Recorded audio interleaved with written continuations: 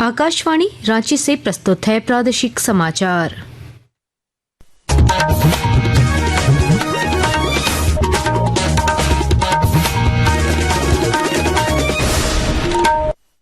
नमस्कार, प्रादेशिक समाचारों के साथ मैं कामिनी। पहले मुख्य समाचार। माइनिंग टूरिज्म को बढ़ावा देने के लिए झारखंड सरकार की पहल, कोयला खदानों में घूम सकेंगे पर्यटक। सीसीएल के साथ हुआ एमओयू, पर्यटन को मिलेगा नया आयाम। बाबूलाल मरांडी ने की सिमडेगा में नाबालिग से दुष्कर्म मामले में आरोपियों पर कार्रवाई की मांग। मुख्यमंत्री का उपायुक्त और पुलिस अधीक्षक को निर्देश, आरोपियों को अवलंब करे गिरफ्तार।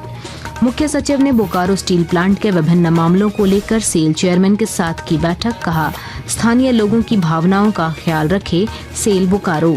सावन की दूसरी सोमवारी पर उमड़ा आस्था का सैलाब, राज्य के शिवालयों में दिखी भक्तों की कतार। बोलबम के जय घोष से गूंजी बाबा नगरी। और राजधानी रांची समेत राज्य के कई इलाकों में दोपहर बाद झमाझम बारिश से निचले इलाकों में जलजमाव की स्थिति। 23 और 24 जुलाई को राज्य के कई इलाकों में भारी बारिश के आसार। और अब समाचार विस्तार से। राज्य में माइनिंग टूरिज्म को बढ़ावा देने के लिए एक विशेष पहल की गई है। इसे लेकर पर्यटन मंत्री सुदिव्य कुमार की उपस्थिति में आज झारखंड पर्यटन विकास निगम और सेंट्रल कोलफील्ड्स लिमिटेड के बीच एमओयू पर हस्ताक्षर किया गया। इस मौके पर मंत्री सुदिव्य कुमार ने बताया कि राज्य सरकार सीसीएल के साथ मिलकर सर्किट के तहत पर्यटन को बढ़ावा देगी। इसके तहत कायाकल्प वाटिका, नॉर्थ उरीमारी सेक्टर और पतरातू वैली समेत अन्य कुछ स्थलों को सीसीएल की ओर से सुरक्षा मानकों का ध्यान रखते हुए पर्यटन के रूप में विकसित किया जाएगा। कोल इंडिया की एक अनुषंगिक इकाई ने अगर आज जेटीडीसी की तरफ या राज्य के टूरिज्म की तरफ बेहतर कदम उठाया है, तो कल बीसीसीएल के साथ भी हम लोगों को इस तरीके के किसी टूरिस्ट सर्किट को डेवलप करने में मदद मिलेगी। और सबसे महत्वपूर्ण ये है कि शुरुआती इस कदम के बाद हम लोगों ने सेल से भी बात की है, steel authority of India limited से भी हम लोगों ने बात की है। बोकारो स्टील सिटी के उनके प्लांट में इंडस्ट्रियल एक्सपोजर देने के लिए वो सैद्धांतिक रूप से सहमत हुए हैं। इस मौके पर सीसीएल के अध्यक्ष सह प्रबंध निदेशक नीलेंदु कुमार सिंह समेत कई वरीय अधिकारी मौजूद थे। सिमडेगा जिले के कोलेबिरा में नाबालिग के साथ हुई दुष्कर्म की घटना के बाद राजनीति गर्मा गई है। प्रदेश भाजपा अध्यक्ष बाबूलाल मरांडी ने कहा कि इस घटना ने पूरे प्रदेश को शर्मसार किया है। उन्होंने सोशल मीडिया पोस्ट में कहा कि एक मासूम बच्ची का अपहरण कर दुष्कर्म और अश्लील वीडियो बनाए जाने की घटना अति निंदनीय है। उन्होंने पुलिस से आरोपियों को गिरफ्तार कर कठोर सजा दिलाने की मांग की है। सिमडेगा की घटना पर मुख्यमंत्री हेमंत सोरेन ने भी संज्ञान लिया है। उन्होंने एक सोशल मीडिया पोस्ट में कहा कि ऐसी घटनाएं बिल्कुल बर्दाश्त के काबिल नहीं है।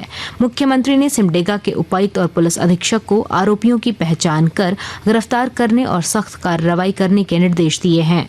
श्री सोरेन ने पीड़िता और उसके परिजनों की सुरक्षा के साथ ही उन्हें सहायता उपलब्ध कराने की भी हिदायत दी है। कृषि विभाग की ओर से आज रांची में राज्य स्तरीय खरीफ फसल कार्यशाला का आयोजन किया गया।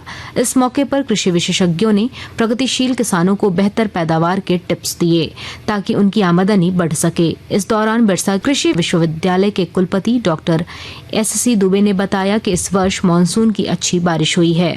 ऐसे में किसान खरीफ फसल की बेहतर पैदावार से अपनी आमदनी को बढ़ा सकते हैं। कि जो जमीन है ज्यादा से ज्यादा खरीफ के फसलों में आच्छादित हो और उनको ज्यादा से ज्यादा इसका उत्पादन कम लागत में मिल सके। तो निश्चित तौर पर ये थोड़ी सी डिले है, लेकिन फिर भी आज के परिवेश में इसका मूल्य बढ़ जाता है, क्योंकि इस साल जो है बारिश काफी देर तक हुई है। अभी किसान भी धान की बुआई करी, तो निश्चित तौर पर जो तकनीकी लाभ यहाँ जो जिले स्तर के कार्यकर्ता हैं लेके जाएंगे, किसानों को एडवाइजरी देंगे, उनको मार्गदर्शन देंगे।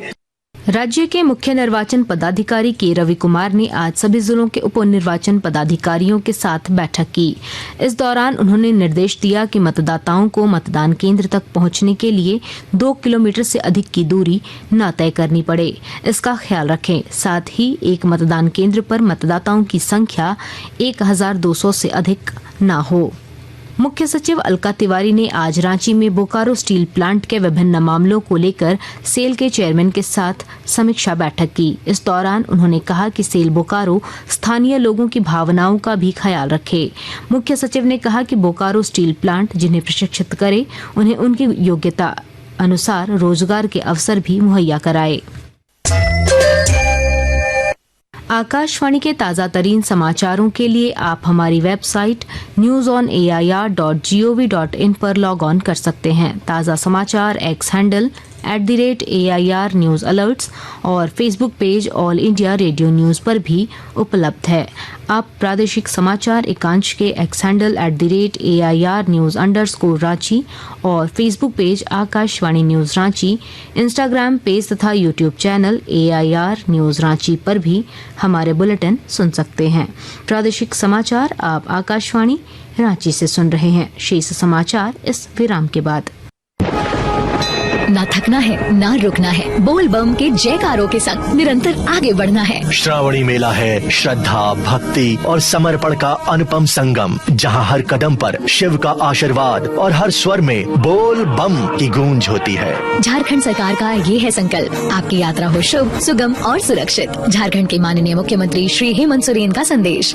जोहार, सावन आ चुका है, श्रावणी मेला भी प्रारंभ हो चुका है। झारखंड की इस देवभूमि पर, बाबा नगरी पर दुनिया भर के सभी श्रद्धालुओं का झारखंड स्वागत करता है। सभी कांवरियों को बेहतर से बेहतर सुविधा कैसे मिले, इसका पुख्ता इंतजाम बाबा नगरी पर हम लोगों ने किया हुआ है।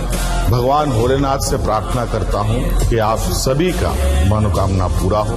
धन्यवाद, जोहार, जय भोलेनाथ। श्रावण की इस पावन बेला में आइए शिव की शरण में चलें, भक्ति में लीन होकर आस्था के मार्ग पर आगे बढ़ें। सूचना एवं जनसंपर्क विभाग, झारखंड सरकार द्वारा जनहित में जारी। सावन के पावन महीने की दूसरी सोमवारी पर राज्य भर के शिवालयों में सवेरे से ही भक्त भगवान शिव की आराधना करते हुए नजर आए। देवघर के विश्व प्रसिद्ध बाबा वैद्यनाथ धाम और दुमका स्थित बाबा बासुकीनाथ धाम में आस्था का सैलाब दिखा और बोलबम के जय घोष से पूरा क्षेत्र गुंजायमान रहा।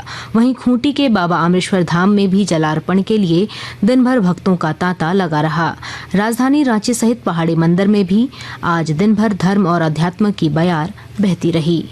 सुरक्षित रेल परिचालन को लेकर कोडरमा में संरक्षा संगोष्ठी का आयोजन किया गया। इस मौके पर रेल परिचालन के साथ साथ यात्रियों की सुरक्षा पर रणनीति तैयार की गई। विस्तृत जानकारी दे रहे हैं हमारे संवाददाता।